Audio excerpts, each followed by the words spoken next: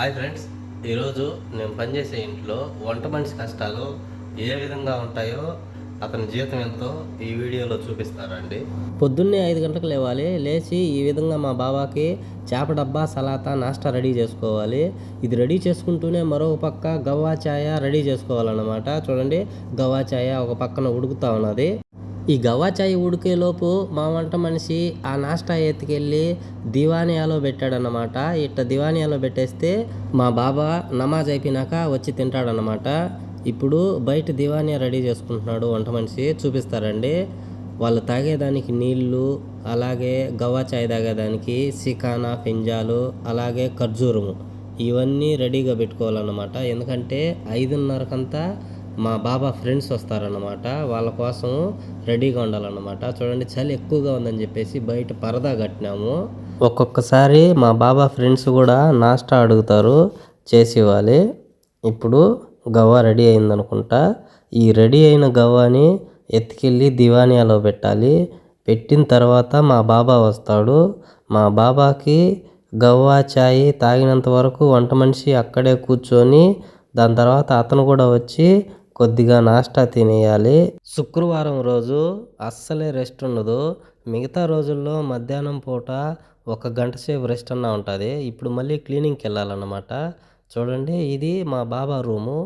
ఈ రూమ్ అంతా క్లీన్ చేసుకోవాలన్నమాట. ప్రతి శుక్రవారము అండ్ ప్రతి మంగళవారము ఈ రూమ్ క్లీన్ చేసుకోవాలన్నమాట. అలాగే మా బాబా ముందు పక్క వరండా ఉన్నది. ఈ వరండా కూడా క్లీన్ చేసుకోవాలన్నమాట. ఈ వరండాతో పాటు ముందు పక్క దివానియాలు కూడా 2 ఉన్నవి, అవి కూడా క్లీన్ చేసుకోవాలా. చూడండి, మా వంట మనిషి మాపు కొడుతున్నాడు. ఇవే ఆ 2 దివానియాలు, ఇవి క్లీన్ చేసుకోవాలా. ఇవి క్లీన్ చేసుకున్న తర్వాత వీళ్ళు తాగే గవ్వ, చాయ్, నీళ్ళు, ఇవి తాగే గ్లాసులు, సికానాలు, ఫింజాలు, ఇవన్నీ సబ్బేసి శుభ్రంగా కడుక్కోవాలన్నమాట. రోజు కడుగుతారు.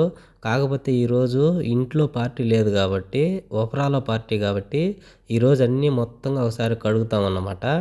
ఇప్పుడు నేను మా వంట మనిషి జమియాకు బయలుదేరామన్నమాట సామాన్ తేవడానికి ఈరోజు పార్టీకి.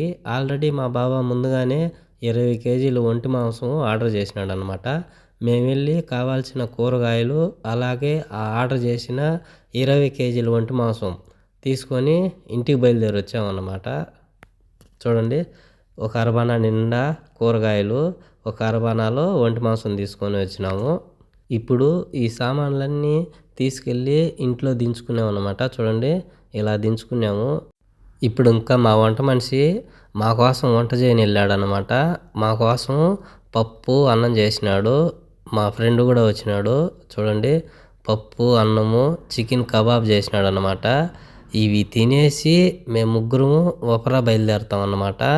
అక్కడికి వెళ్ళి అక్కడ మళ్ళా పార్టీ ఉంటుందన్నమాట. చూడండి, ఇప్పుడే ఒఫరా వచ్చినాము, సామానన్నీ దించుకున్నాము అన్నమాట. మా వంట మనిషి గవ్వా చాయ్ రెడీ చేస్తూ ఉన్నాడు. ఇక్కడ కూడా గవ్వా చాయ్ చేయాలన్నమాట. శుక్రవారం రోజే 4 సార్లు గవ్వా చాయ్ చేయాల్సి వస్తుంది. ఎందుకంటే ఆ రోజు చాలామంది వస్తారు. ఈ గవ్వా చాయ్ రెడీ అయిన తర్వాత తీసుకెళ్ళి దివానియాలో పెట్టేయాలన్నమాట. చూడండి, కూరకు కావాల్సిన కూరగాయలన్నీ కటింగ్ చేసి రెడీగా పెట్టుకున్నాడు అనమాట. ఇప్పుడు కూర రెడీ చేసుకుంటున్నాడు అన్నమాట. ఈరోజు నేను కూర చూపించదలుచుకోలేదు, కూర కానీ అన్నం కానీ చూపించదలుచుకోలేదు. ఎందుకంటే ఆల్రెడీ ఇంతకుముందు వీడియోలో మీకు కూర, అన్నము ఎలా చేయాలో ఇంతకుముందు వీడియోలో చూపించానమాట. ఈరోజు వంట మనిషి ఏమేం పని చేస్తాడో అనేది మాత్రమే చూపిస్తాను ఈ వీడియోలో. చూడండి, ఇప్పుడు కూర చేస్తూ ఉన్నాడు. ఆల్రెడీ అర్ధం ఉడికింది అనుకుంటా.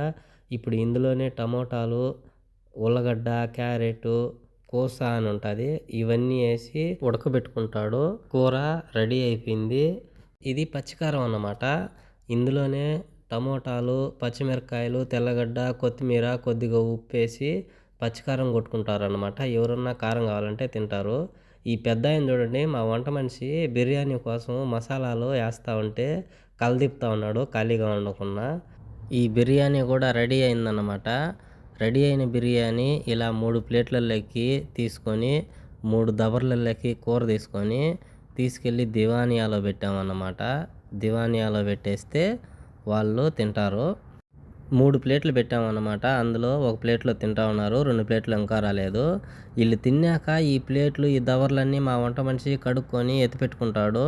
ఇక్కడ మిగిలిన అన్నము ప్యాక్ చేసుకొని ఎత్తుకెళ్ళి ఫ్రిడ్జ్‌లో పెడతాడనమాట మసీద్ దగ్గర. ఇంత పని చేసినా గానీ ఇతనికి ఓన్లీ 100 దినార్లు మాత్రమే ఇచ్చారు. 100 దినార్లు అంటే మన ఇండియా లెక్క 27,000 వచ్చేదనమాట. పై ఆదాయం ఒక్క రూపాయి కూడా ఉండదన్నమాట. ఎవరు ఒక్క రూపాయి కూడా ఇచ్చేవాళ్ళు లేరు. మళ్ళా పొద్దున్న 5కి లెయ్యాలా.